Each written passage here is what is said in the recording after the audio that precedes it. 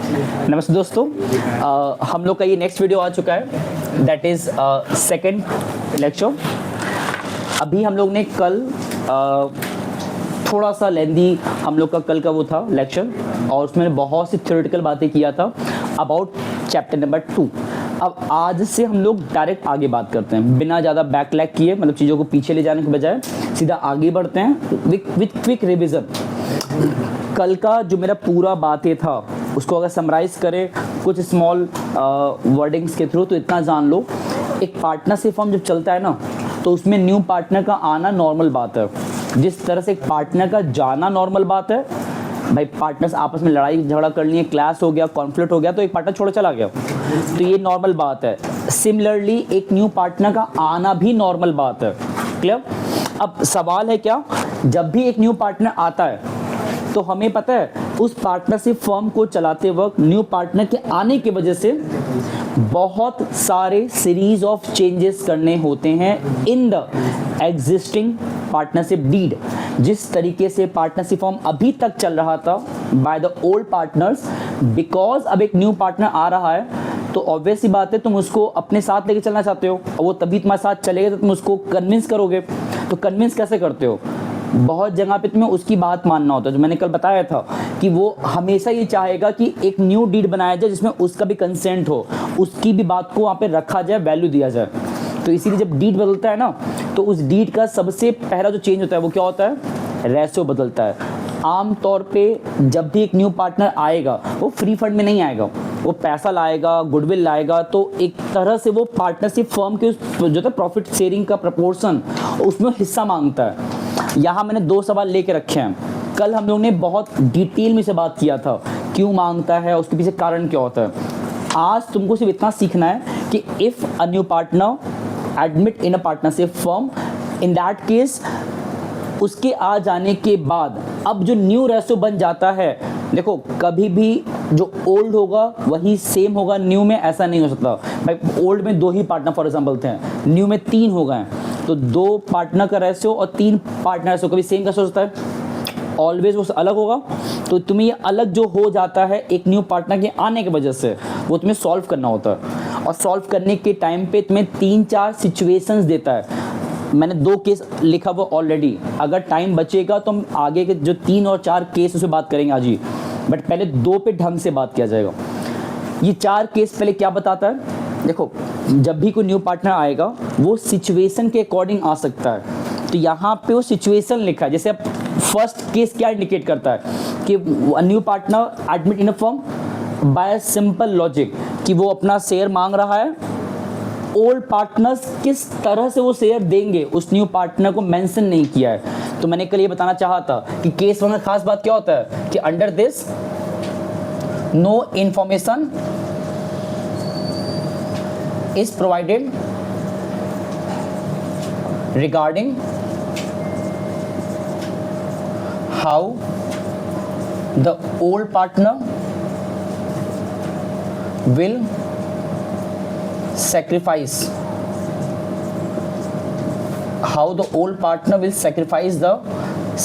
their share in the favor of new partner.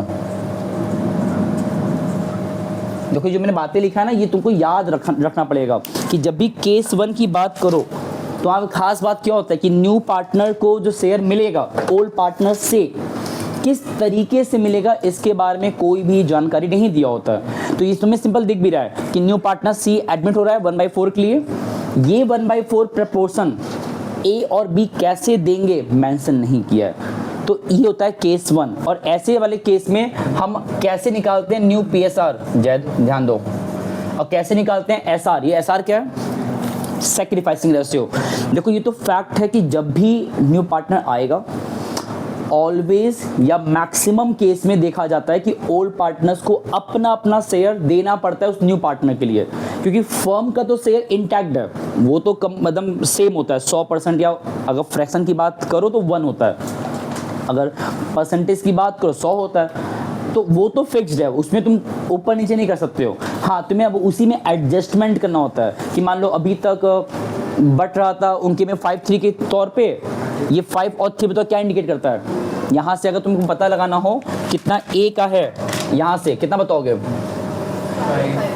ये ए का था 5/8 ना, बिकॉज 5 + 3 कितना होता है? और कितना आएगा बी का? ठीक, तो ये अभी तक इनका था ना, लेकिन सी के आ जाने के बाद अब ये इतना नहीं रह जाएगा। और जब कुछ भी नहीं कहा है कि सी को अपना शेयर कैसे मिल रहा है ए और बी से, तो ये तो डैम श्योर है कि दोनों का शेयर घटने वाला है। और घट करके ये फ्रैक्शन लिखा है ना, तो ये 5/8 फ्रैक्शन में लिखा है, ये डिक्रीज होकर कितना हो जाएगा मुझे खुद को नहीं पता ना, तुम याद रख सकते हो, वो तुम्हें खुद से सॉल्व करके चेक करना होता है। और उसका प्रोसीजर जो हम कल बताना चाह रहे थे, बट कल टाइम बहुत हो गया था, आज सीखते हैं प्रॉपर वे में। एंड जैद यहाँ ध्यान दो आप, ऐसे केस में जब तुमको नहीं बता रहा है कि भाई वो सी अपना शेयर कैसे पाएगा ओल्ड पार्टनर से, तो इट्स बेटर सी को शेयर दे देने के बाद चेक करो कितना फर्म का शेयर बच रहा है इन टोटलिटी। मतलब यहाँ बोलना चाह रहे हैं कि यहाँ पे तुमको पता होना चाहिए कि फर्म का टोटल शेयर, फर्म का in the terms of fraction always क्या होता है? 1। इस 1 में से सी जितने के लिए आ रहा है 1/4 after providing C share, check करो कितना रिमेनिंग शेयर बचा। और ये चेक कैसे होता है? आउट ऑफ टोटल माइनस करो सी के शेयर को। अब देखो यहाँ पे तुम लोग को बेसिक मैथ आना चाहिए, क्योंकि ये सारे मैथमेटिकल चीज़ें हम लोग पढ़े हैं क्लास 7, 6, 8 के क्लासेस में। मैथ की बात कर रहे हैं कि फ्रैक्शन वाला माइनस करना तुम लोग को बहुत अच्छे से आना चाहिए। अगर नहीं आता है किसी कीमत पे सीख लो, 100% सीख लो, ये आना ही आना तुम्हारे मतलब काम का है, ये चीज़ वेस्ट नहीं है। तो हम सॉल्व कर दे यहाँ पे, जब एलसीएम लोगे ये कितना आ रहा है? 3/4। पता है 3/4 क्या है? ये 3/4 एक्चुअली वो रिमेनिंग शेयर है जिस पे अधिकार कौन रखने वाले हम? ए और बी। अब ए और बी कैसे रखेंगे? यहाँ पे कुछ बताया हुआ है कि वो जो रिमेनिंग पार्ट है शेयर का, प्रॉफिट का, फर्म के शेयर का, उस रिमेनिंग को ओल्ड पार्टनर्स अपने में कैसे बांटेंगे? जब ये नहीं लिखा हुआ है तो ये अंडरस्टूड होता है। क्या होता है अंडरस्टूड? कि this remaining share will be not equally, will be distributed in old ratio। देखो केस 1 का बता रहे हैं, फिर से कह रहे हैं हम, और रटना नहीं है। देखो अभी तुम लोग को पहली बार पढ़ रहे हो, पहला सवाल लगा रहे हो, पहला क्लास न्यूमेरिकल का है। आने वाले 8-9 दिन के बाद बिलीव मी तुम ये सब काम कुछ सेकंड्स में करोगे। और हम तुम्हें डिटेल क्यों बता रहे हैं? पहला क्लास से पहला सवाल है।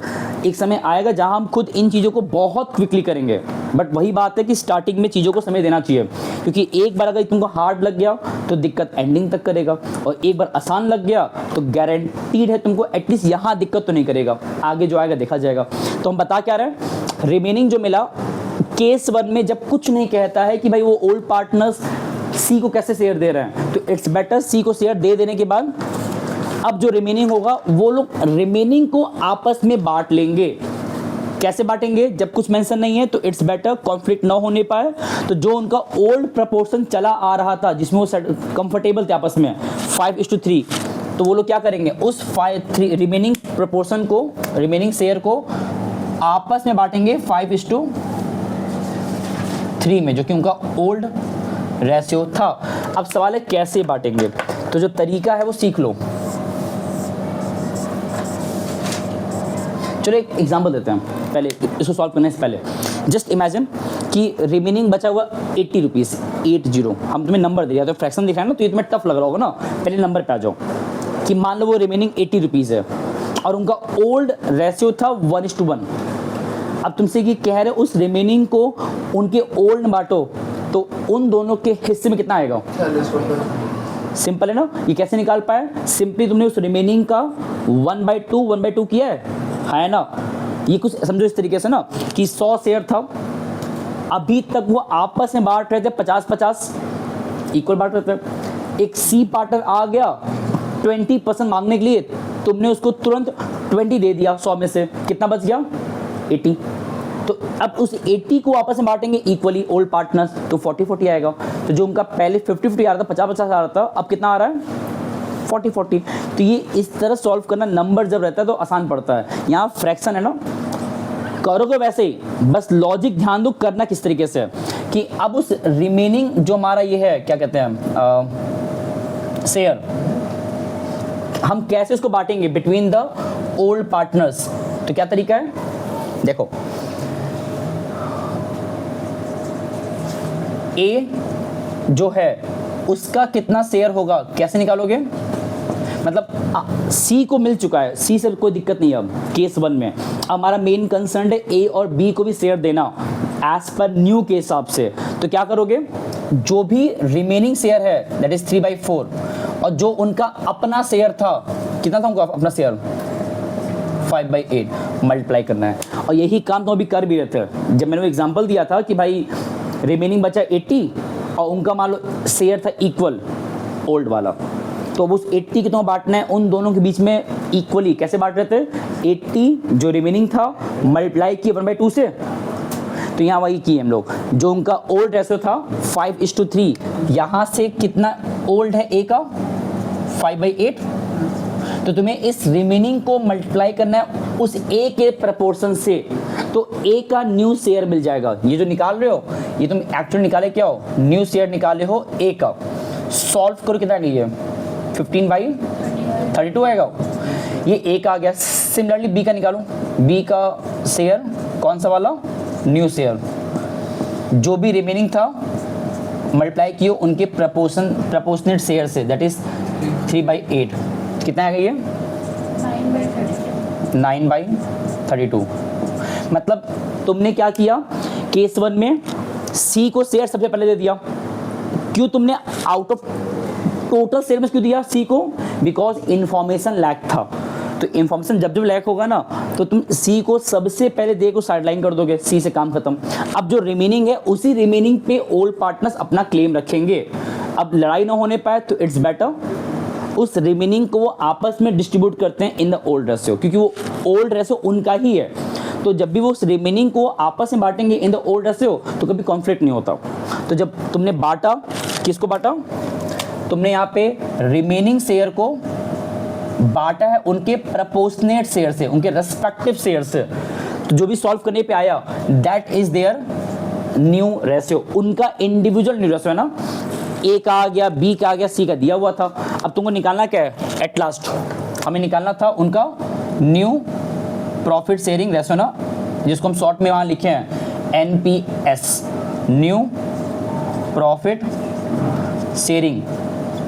अगर निकालना है तीनों का, ए का, बी का और सी का, तो सिंपल है। ए का तुमने जितना हासिल किया न्यू वाला उसको लिखो यहाँ पे 15/32, जितना बी का पाया है उसको लिखो, और जितना सी का दिया था स्टार्टिंग से ही 1/4। सी का हमको न्यू स्टार्टिंग से दिया था, हम मेरा काम था सिर्फ ए और बी का न्यू हासिल करना, और मैंने बीते 10 मिनट से क्यों टाइम लगा दिया सॉल्व कराने में, क्योंकि ये तुमने सीख रहे हो पहली बार। केस 1 तुमको जब जब कहीं दिख जाए किसी भी क्वेश्चन में ऑलवेज इसी प्रोसेस को फॉलो करोगे। हाँ, अब इस प्रोसेस को फॉलो करते हो, जल्दी अगर करते हो ज़्यादा अच्छा रहेगा, तुम्हें इतना लिखने की जरूरत नहीं पड़ता। फिर ये हम तुम्हें समझाया तब टाइम लग गया। अब यहाँ पे छोड़ मत देना, इसको सिंप्लीफाई करो। जब इसका एलसीएम लोगे एज अ होल तो आएगा 32। तुम्हारा मेन काम है तीनों का डिनोमिनेटर सेम करना है, तो ये तो सेम था ही, तो ऊपर 15 आएगा, यहाँ भी सेम है, यहाँ सेम नहीं है, तो ये कितना आएगा डिवाइड करने पे 32 को डिवाइड करो 4 से तो 8 आएगा। अब जहाँ तुमने बेस सेम किया तो बेस को हटा दो, तो अल्टीमेटली मिला क्या हमारा 15:9:8। This is their new profit sharing ratio of all the 3 partners A B C. मतलब एट द एंड रेशियो बदल सी के आने से अब उन लोग का शेयर बदल गया। ओल्ड जो था 5:3 अब कितना हो गया 15:9:8, और इस पूरे शेयर में देखोगे ना कितना ए का है 15/32 है, कितना बी का है 9/32 एंड कितना सी का है 8/। तुमको सर सी का तो इतना कहाँ से आ गया, वहाँ तो 1/4 लिखा हुआ है, तो है वही चीज़, इसको सिंप्लीफाई करोगे ना तो वापस 1/4 ही आएगा। हाँ लेकिन ए और बी का जो शेयर था वो चेंज हो गया है, ए का और बी का कुछ बदल गया। मैंने शुरुआत में कहा था ना कि जितना ये पहले से था ऑब्वियस सी बात है सी के आने से वो घटने वाला है, तो ए का जितना था देखो वो डिक्रीज होकर इतना हो चुका है। अब तुम कौन सा डिक्रीज कैसे हो रहा है, कैसे मालूम चल रहा है डिक्रीज हुआ है, ये तो फ्रैक्शन में दिखा है ना, तो यहाँ डिक्रीज मेरा सिर्फ कहना ही तुमको मानना पड़ेगा, बट तुमको प्रूफ करना है कि सच में डिक्रीज हुआ है कि नहीं सी के आने की वजह से। तो एग्जाम्पल दे रहा है, कभी वो रखो कैलकुलेटर देना तो दिखाते एक चीज़, तुम ऐसा करना नहीं है बस प्रूफ दे रहे हम। ये देखो यहाँ कितना लिखा है 5/8, जब सॉल्व करोगे 5/8 ये तुम्हारा आता है 0.62 अब देखो यहाँ कितना लिखा है 15/32 0.46, कहाँ था कितना था पहले, अब कितना हो गया, तो डिक्रीज हुआ। इसी तरह बी का भी डिक्रीज हुआ है। अब देखो डिक्रीज जो हो रहा है वो इसीलिए हो रहा है क्योंकि ए और बी ने अपने अपने हिस्से में से कुछ हिस्सा दिया किसको है, सी को, और सी को मिलाकर कितना मिल गया 1/4। ये केस 1 एकदम सिंपल होता है। केस 2 पता है क्या खास है, लेकिन हाँ यहाँ मैंने एक बात और लिखा था, ये देखो क्या लिखा है। अब तुम्हें अगर इस क्वेश्चन में एस आर भी निकालना है, ये एस आर क्या होता है जैद, ध्यान दो पहले, अगर तुम्हें यहाँ पे इस क्वेश्चन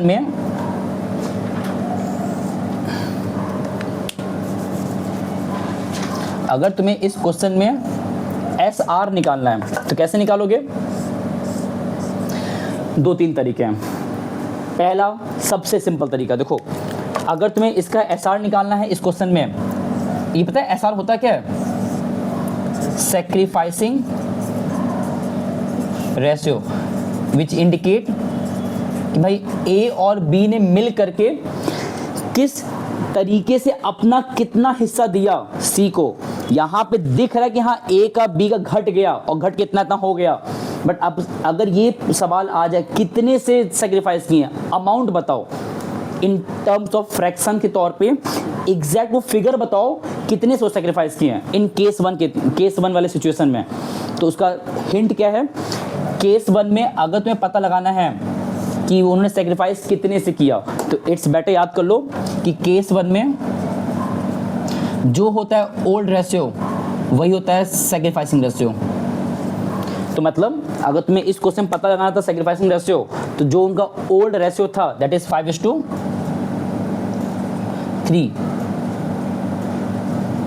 यही इनका क्या है, यही उनका सेक्रीफाइसिंग रेशियो। मतलब ए और बी ने सी के आने के टाइम पे दोनों ने 5:3 में सेक्रीफाइस किया, विच इंडिकेट कि 5/8 का प्रपोर्शन ए दे रहा है अपने शेयर में से, 3/8 का प्रपोर्शन बी दे रहा है। मतलब एक तरह से ए ज़्यादा सेक्रीफाइस कर रहा है सी को लाने के लिए और बी थोड़ा कम सेक्रीफाइस कर रहा है, दोनों सेक्रीफाइस कर रहे हैं। तो ये 5:3 मैंने डायरेक्टली क्यों बोल दिया, क्योंकि केस 1 की बात थी। बट अगर मान लो कोई बच्चे कह रहे हैं हमको प्रूफ दीजिए कि यही आएगा आंसर, सेक्रीफाइसिंग रेशियो मतलब कि ए और बी का सेक्रीफाइस सी के लिए इतना ही होगा, इसको प्रूफ करके दिखाइए। तो इसका एक ही तरीका है, तुम्हें इतना करना नहीं है, बस बता रहे हम। वो क्या है, लगा दो फॉर्मूला क्या होता है, old ratio minus new ratio. तुमने ओल्ड दिया हुआ है, अभी तुम न्यू निकालो ना, इन दोनों को माइनस कर लो, तुम ये पाओगे कि एट द एंड जो फॉर्म सॉल्व करने पे आएगा स्टिल इतनी आएगा 5:2। अब देखो मेरे पास भी समय है तो हम तुम्हें सिर्फ एक बार प्रूफ दिखाते हैं कि जो मैंने कहा है। देखो जहाँ हम डायरेक्टली कह रहे हैं कि यू कैन से डायरेक्टली कि under case 1 OR old ratio is equal to SR, ये याद कर लो। इफ याद नहीं कर सकते हो तो प्रूफ के तौर पे चाहो तो सिंपली उस ओल्ड को माइनस करो न्यू से, स्टिल तुम SR उतने ही पाओगे। बता दे, कर लोगे, बार ट्राई करोगे, चलो एक बार देख लो। अच्छा बस हम वो सॉल्व कराएंगे, अभी इसको रब कर देंगे हम। देखो कितना ए का था ओल्ड शेयर 5/8, तुमने कितना निकाला उनका न्यू ए का 15/32। इसका ऐसे हम लोग कितना आएगा, ये हम सॉल्व कर रहे हैं, फॉर्म लगा रहे हैं, ओल्ड माइनस न्यू कर रहे हैं हम। ये आएगा 4 5 जाओ 20, ये आएगा 1 तो 15 रह जाएगा जैद, ये आएगा +5/32 एंड प्लस इंडिकेट कि इन्होंने सेक्रीफाइस किया है। ऐसे बी का निकालो, जब बी का चेक करोगे कितना आएगा, 3/8 माइनस नीचे देखो कितना बी का है 9/2, इसका वैसे हम लोगे तो ये आएगा 4 12 9, तो ये आएगा +3/32, ये भी सेक्रीफाइस कर रहे हैं। अब देखो सेक्रीफाइस रेशो क्या होता है कि दोनों ने कितना कितना सेक्रीफाइस किया, तो तुम्हारा काम क्या है, इन दोनों के इस सेक्रीफाइस्ड प्रपोर्शन को देखो, पता ही क्या है, ये उनका सेक्रीफाइस प्रपोर्शन है कि वो इतना इतना सेक्रीफाइस कर रहे हैं। इस सेक्रीफाइस प्रपोर्शन को साथ में ले आओ कुछ इस तरीके से, देखो ऐसे A/B, मतलब कि कितना यहाँ दिया A का, ये हम निकाले सेक्रीफाइस प्रपोर्शन 5/32 3/32, सॉल्व करोगे तो ये 32 कट गया, कितना आया, मतलब एट द एंड ए और बी ने उस सी के लिए सेक्रीफाइस तो किया है बट 5:3 में किया है। 5:3 इंडिकेट कि ए सेक्रीफाइस कर रहा है अपने शेयर में से 5/8, बी सेक्रीफाइस कर रहा है अपने शेयर में से 3/8, ये उसका तरीका निकला। बट तुम्हें इतना कॉम्प्लिकेट नहीं करना है। केस 1 में याद कर लो कि ऑलवेज ओल्ड रेशियो को हमने क्या अपना बोलते हैं सीधा सेक्रीफाइस, सिंपल। तीसरा वाला केस हम बताएंगे जब तुम्हें बताएंगे केस 3, वहां पे काम आएगा। तो ये रब करते हम ऐसा, तुम्हें पता है क्यों अभी बता रहे हैं हम, तुम्हारे बुक में देखोगे तो उसमें सिर्फ लिखा था calculate NPS new profit sharing ratio. क्यों मैंने तुम्हें सिखा दिया SR receiver, because after question number 11 new book के अकॉर्डिंग क्वेश्चन 11 के बाद जब क्वेश्चन 12 पे मूव करोगे तो 12 से लेकर 19 तक सेम जो क्वेश्चन 1 पढ़ रहे हो वो क्वेश्चन दोबारा आगे आएगा। बस वहां क्या कर देगा, जहां पे NPS जोड़ा था अब उसमें SR जोड़ देगा। मतलब तुम्हें वो बुक है तो तुमको सिखा रहा है 2 पार्ट में अलग अलग, कि पहले तुम्हारा फोकस किस पे करा रहा है, सिर्फ न्यू रेशियो निकालने पे। जब वो सीख जाओगे तो सेम सवाल फिर देगा और वो फिर किस पे फोकस तुम्हारा शिफ्ट कराएगा, SR पे। तो हम लोग दोनों एक साथ ले चलते हैं, कोई बुराई नहीं है। हाँ, तुम्हें सवाल पूरा ही लगवाएंगे हम, बट दोनों पे काम करो क्वेश्चन 1 से लेकर टिल 19 तक, ताकि जब 19 हम लोग पहुंचे अगले 2 दिन के 3 दिन के अंदर, तो तुम लोग का जो अप्रोच है how to calculate new PSR and SR under admission वाले केस में ये प्रॉपर क्लियर हो जाए, क्योंकि ये बहुत हेल्प करेगा अभी आगे क्वेश्चन लगाने में। जब लोग क्वेश्चन आए बड़े वाले क्वेश्चन तो यहाँ पे हेल्प करता है। हालांकि फिर से कह रहा हूँ, बड़े क्वेश्चन जब लगाते हो तो वहाँ पे इतना जो केसेस है, 4 केस, मतलब हम लोग पहले केस पढ़ रहे हैं, इतने कंडीशन बड़े सवाल में नहीं आता है। ये सब मेनली तुमको कॉम्प्लिकेट करता है 3 मार्क्स 4 मार्क्स या 1 मार्क्स सवाल में, वहाँ तुम्हें फंसाएगा सिर्फ। वो भी है आसान, बट अगर कॉन्सेप्ट क्लियर है तो केस 1 का सिचुएशन याद रखो कि न्यू पार्टनर आ रहा है बट वो किस तरीके से पाएगा share, by the old partner वो मेंशन नहीं होता है। जब मेंशन नहीं होता है तो ऑलवेज इस प्रोसेस के थ्रू निकालना। इतना क्लियर है? चलो अब केस 2 देखो अलग क्या है। केस 2 पता है खास क्या है, सेम चीज लिखा है, दो मैंने क्वेश्चन पिकअप किया है। क्वेश्चन 2 का A, 2 पार्टनर्स PQ, रेशो दिया है 4:3 नॉर्मल, जैसे वहां भी दिया था। एक R एडमिट रहा है 1/7 के लिए, वहां भी 1/4 का आता, 1/7 तो बात तो सेम है। बस इस बार मैंने यहाँ पे अलग से एक लाइन जोड़ा है, और मैंने नहीं जोड़ा नहीं है, बुक में दिया था। क्या लिखा है, विच ही एक्वायर इक्वली फ्रॉम PQ। मतलब इस बार यहाँ पे तो कुछ नहीं कहा था कि C अपना 1/4 कैसे पाएगा, ओल्ड वालों से नहीं लिखा था कुछ भी, तो हमने सिंपली फर्म में से माइनस कर दे दिया और फिर रिमेनिंग बांट दिया ओल्ड पार्टनर में in the old ratio. But यहाँ तो बता दिया है कि वो जो R है वो अपना 1/7 शेयर ओल्ड पार्टनर से पाएगा। कैसे पाएगा, मतलब यहाँ पे एकदम स्ट्रिक्टली कह रहा है। स्ट्रिक्टली मतलब क्या बोल रहा है कि P का Q का अपना खुद का शेयर जितना हो फर्क नहीं पड़ता। ध्यान सुनना, P का Q का अपना खुद का शेयर कितना है कोई दिक्कत नहीं है। हो सकता है P बहुत शेयर पा रहा था, Q कम पा रहा था, जब वो दोनों साथ में काम कर रहे थे तो कोई फर्क नहीं पड़ता। यहाँ पे स्ट्रिक्टली क्या बोल रहा है कि उनका अपना शेयर खुद में कितने का है, doesn't matter, they will provide equal proportionate to the R। मतलब अगर R मान लो आ रहा 100 रुपए के लिए, तो P और Q का अपना कितना है फर्क नहीं पड़ता, उन दोनों को 50-50 देना होगा। इक्वल लिखा है ना, तो मतलब यहाँ पे क्या हुआ कि मतलब इक्वली मीन्स यहाँ पे कंडीशन बता दिया है कि वो R जो है वो अपना शेयर ओल्ड वालों से मांगेगा इक्वली। तो अब सवाल आता है कि भाई R का जो शेयर है अभी तुम्हारे एक नंबर दिया 100 कि मान लो R 100 के लिए आ रहा है, तो 100 को वो इक्वली मांगेगा P और Q से। तो तुम बताओ कितना मांगे P और Q से, कितना मांगेगा? 50-50, क्योंकि नंबर सिंपल है ना। अगर मान लो R आ रहा है 50 के लिए, 50 के लिए, और वो इक्वली मांग रहा है P और Q से, तो P और Q कितना देंगे? 25-25। इतना आसान है सॉल्व करना ना, बट यहाँ फ्रैक्शन है, तो ये R अपने 1/7 को मांग रहा है ओल्ड वालों से इक्वली। अब तुमको सोचना पड़ेगा कि इस 1/7 का इक्वल कितना होता है, इक्वल डिस्ट्रीब्यूशन कितना होता है। देखो 40 का इक्वल 20-20, 100 का इक्वल 50-50, ये बड़ा तुरंत कर लेते हो, बट एक फ्रैक्शन का इक्वल कितना होगा पता है क्या? क्योंकि यहाँ पे इक्वली लिखा है ना, तो अब तुमको यहाँ पे इक्वली पता लगाना पड़ता है। इस वाले केस की बात करें हम, तो इससे थोड़ा अलग है कि इस बार अगर कंडीशन था that R will get his share equally from both the partners, तो तुम्हारा सबसे पहला टास्क क्या होना चाहिए? पहले पता तो लगाओ कि वो जो R है अपने शेयर का 2 हिस्सा कर दे अगर इक्वल, तो कितना कितना आता है। चलो करते हैं। इक्वली का मतलब होता है 1:1, है ना। तो मतलब यहाँ पे ध्यान देना, R जो है वो अपना शेयर,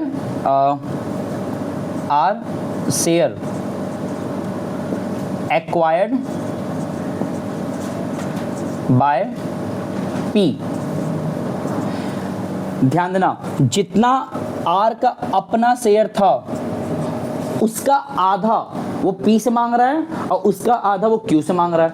तो तुम्हें बेसिकली उस R के शेयर का हाफ ऑफ करना है, मतलब इसका 2 टुकड़ा करना है। तो 1/7 का हाफ कैसे करें भाई? 1:1 लिखा है ना, तो मतलब इसका मतलब क्या हुआ?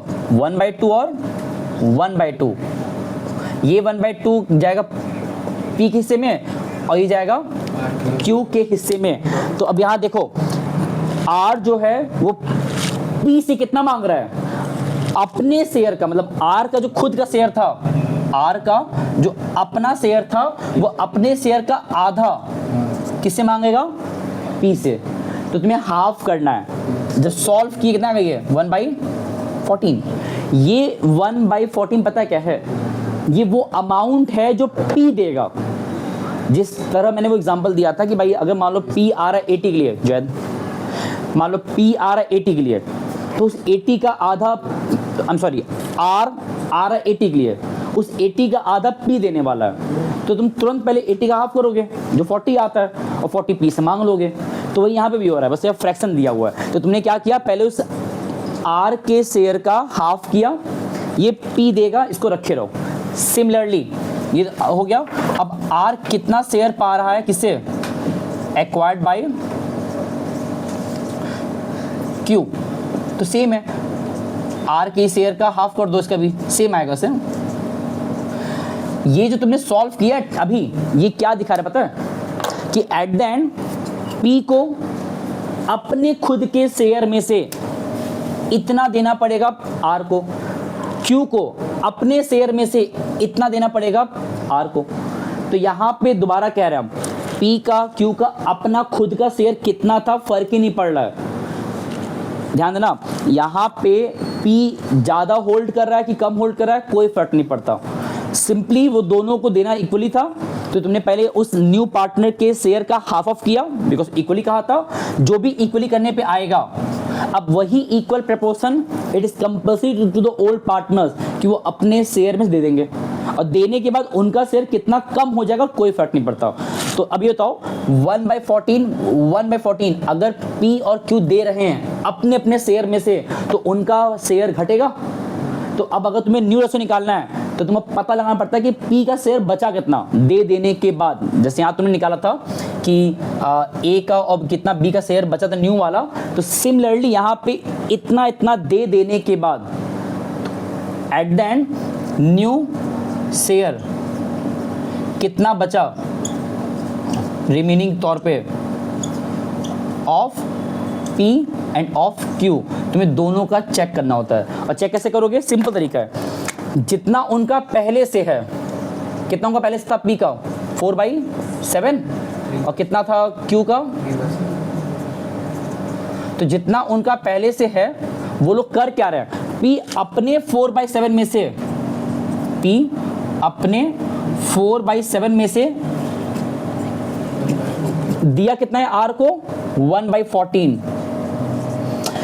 पी अपने शेयर में से इतना प्रोवाइड कर दिया, तो एट द एंड कितना बचा इनका शेयर चेक करो, ये आएगा 2 डिवाइड करने पे 2 4 जा 8 -1, ये आएगा +7/14।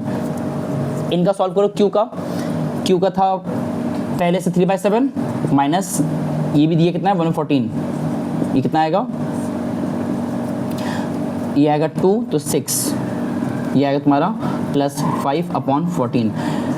तो ये जो अमाउंट आया तुम्हारा P का Q का 7/14 एंड 5/14, ये पता है क्या प्रोपोर्शन है, ये उनका वो शेयर है जो कि उन्होंने अगर दे दिया R को, जितना R को चाहिए था हाफ प्रोपोर्शन देने के बाद उनका इतना रिमेनिंग है, और वो रिमेनिंग उनका न्यू शेयर है। तो तुमको अगर फाइनली सॉल्व करना है, क्या सॉल्व करना है, अगर तुम्हें उनका सॉल्व करना है फाइनली उनका न्यू प्रॉफिट रेशियो, देखो एक फर्क है, अभी तुम न्यू शेयर निकालो इंडिविजुअली, तुमसे क्वेश्चन में कह रहा है कि उनका न्यू रेशियो निकालो इन टोटलिटी, तीनों को मिला करके। तो कैसे निकालोगे, जैसे यहाँ निकालते हैं, तुमने अगर P का Q का और R का न्यू शेयर निकालना चाहते हो, तो जो भी उनका अब न्यू शेयर इंडिविजुअली था उसको साथ में ले आओ। कितना P का बचा हुआ है 7/14, कितना Q का है 5/14, और कितना R का था इनिशियली 1/47।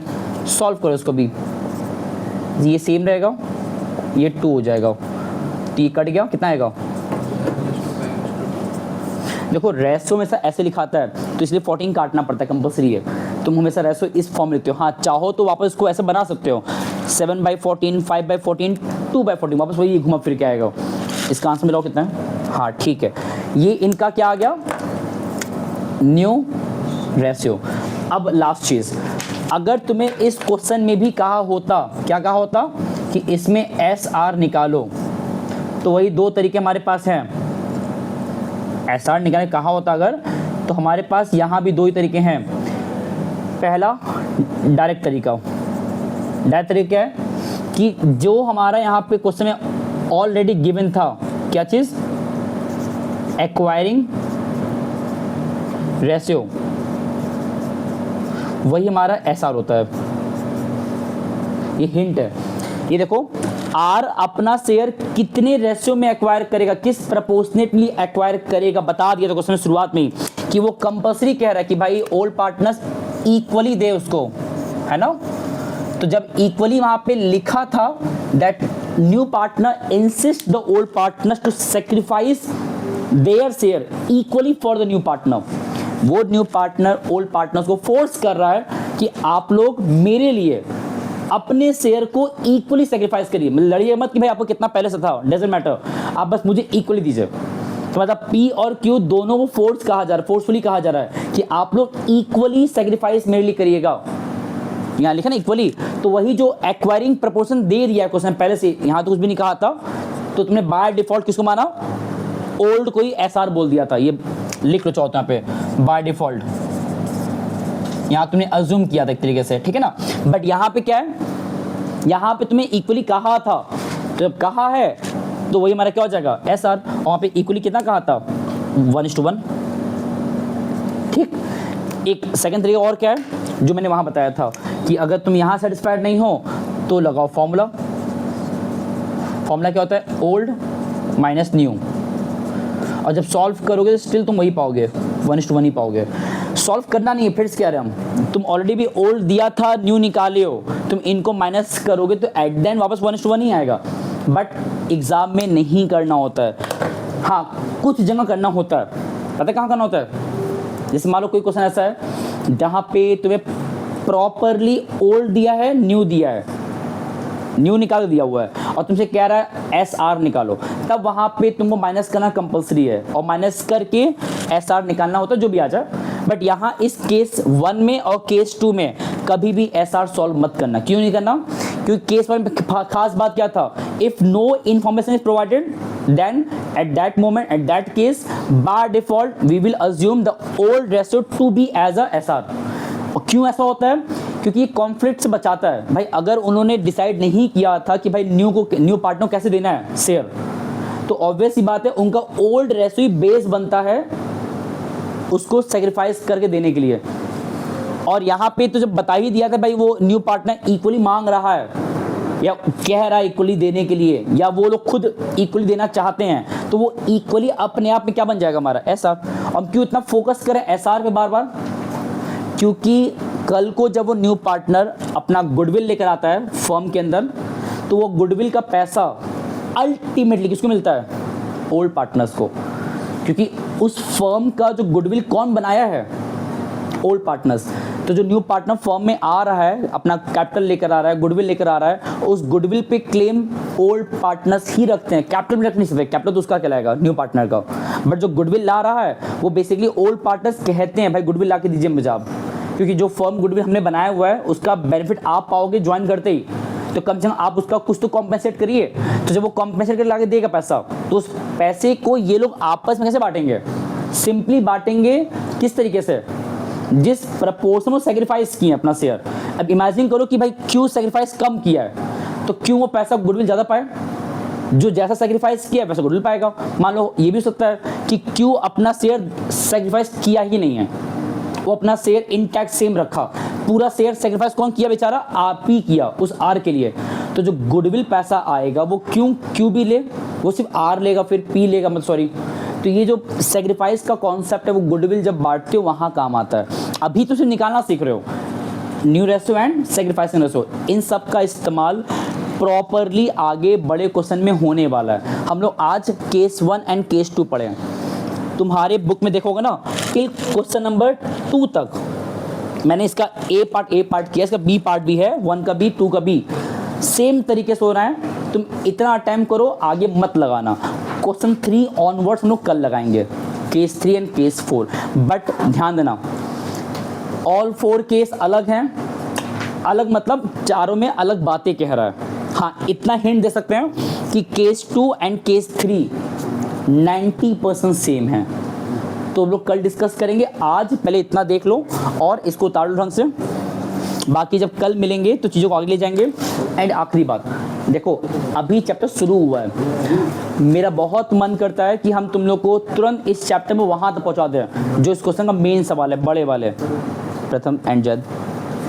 लेकिन पता दिक्कत क्या है, दिक्कत यह है कि हम वहाँ तक तुमको अभी एक झटके में नहीं ले जा सकते। मुझे इसी तरह एकदम आहिस्ता आहिस्ता ले जाना पड़ेगा अगले 15-20 दिन पढ़ाने के बाद, तब तुम लोग उस लेवल तक पहुँचोगे।